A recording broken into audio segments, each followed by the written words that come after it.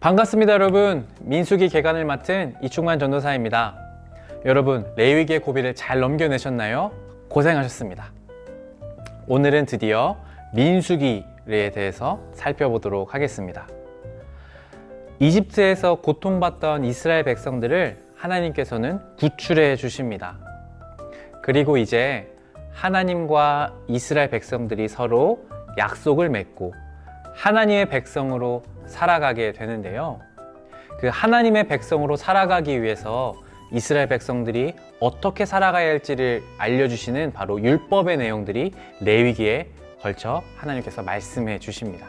이제 율법을 받은 이스라엘 백성들이 하나님께서 약속하신 땅 가나안으로 가기 위한 그 준비와 그 여정들의 이야기가 바로 이 민수기에 담겨져 있습니다. 민수기의 제목은 말 그대로 백성들의 수를 기록한 책이라는 뜻입니다. 하지만 히브리어 성경에 보면 그 원래 제목은 베미드바르, 다시 말하면 광야에서라는 이야기입니다. 즉 다시 말해 하나님께서 약속하신 땅 가나안으로 가는 그 광야의 이야기들이 담겨져 있다는 것이죠. 이런 민수기는 총 36장으로 되어 있는데요. 크게 세 부분으로 나눠볼 수 있습니다. 첫 번째는 떠날 준비를 하는 1장부터 12장까지, 그리고 가데스바네아라는 광야의 이야기가 13장부터 19장까지, 마지막으로 모압 평지에 있었던 20장부터 36장의 이야기가 크게 세 부분으로 나눠볼 수 있습니다. 그 첫 번째 구조인 바로 떠날 준비를 하는 이스라엘 백성들에 대해 살펴볼 건데요. 바로 이 지도를 먼저 보시면 이 지금 이스라엘 백성들은 시내산에서 율법을 받고 이 레위기에서 받았던 율법들을 가지고 이제 떠날 준비를 해서 저 위 가데스바네아라는 저 많은 광야들을 지나 그 위에 가나안 땅 또 모압 평지라는 곳으로 향해 가는 내용들이 등장합니다. 이제 떠날 준비를 할 때 제일 먼저 하나님은 인구를 조사하도록 하게 합니다. 가나안 땅으로 가는 수많은 여정 속에 많은 민족들과 전쟁을 해야 했기 때문에 성인 남자가 몇 명인지를, 또한 각 지파별로 어떤 일들을 해야 되는지 알려주시기 위해 인구를 조사합니다. 20살 이상의 남자를 조사해보니 이스라엘의 인구는 무려 60만 3,550명이라는 숫자가 기록되었습니다. 그래서 이렇게 내적으로 또한 외적으로 하나님은 계속해서 떠날 준비를 시키시는데요. 먼저 하나님께서는 중요하게 생각하시는 것이 바로 이 성막 그리고 이 진영에 대해서 말씀하십니다. 이스라엘 사는 곳은 바로 이렇게 생겼는데요. 한 가운데에는 하나님께서 임재하시는 성막이 꼭 가운데 있어야 했습니다. 그리고 그 주변으로는 각 지파별로 이스라엘들이 이렇게 텐트를 치고 살았던 것을 말하죠.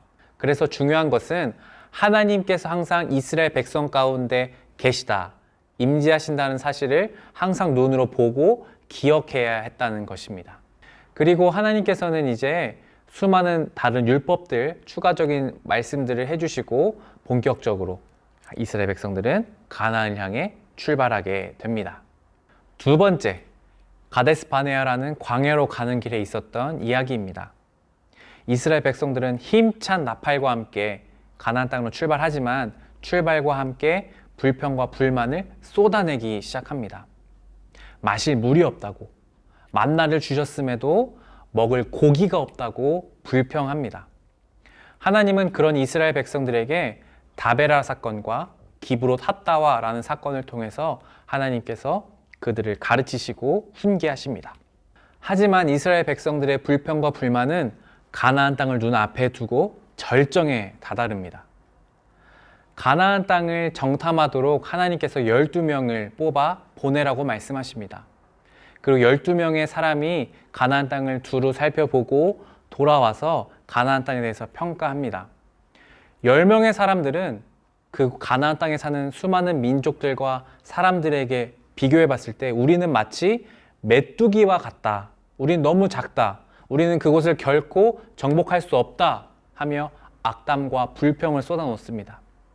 하지만 여호수아와 갈렙만큼은 아니다, 우리는 하나님이 우리와 함께 하시면 그들은 우리의 밥이다, 우리는 그들을 이길 수 있다 라고 이야기합니다. 이스라엘 백성들은 10명 정탐꾼의 이야기를 듣고 함께 불평과 악담을 쏟아내기 시작합니다.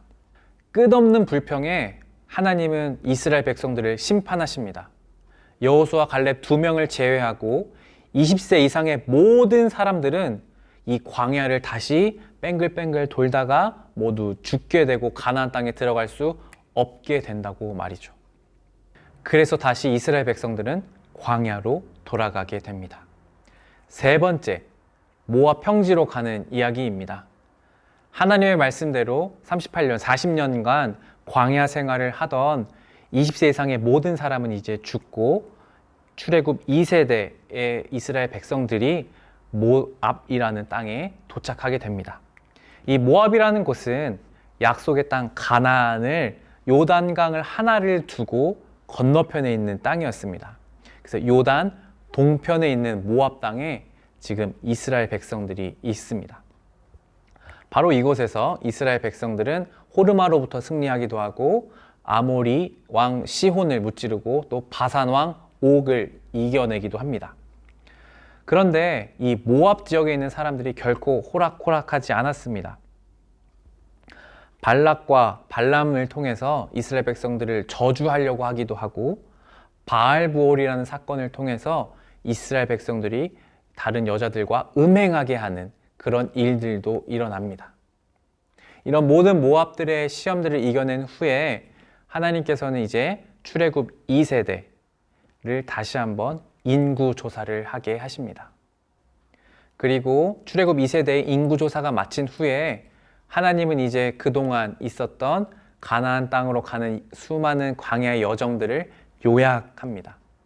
그리고 마지막으로 가나안 땅으로 들어갔을 때 이스라엘 백성들이 반드시 기억해야 하고 지켜야 할 내용들이 무엇인지 마지막으로 말씀하면서 민수기는 마치게 됩니다.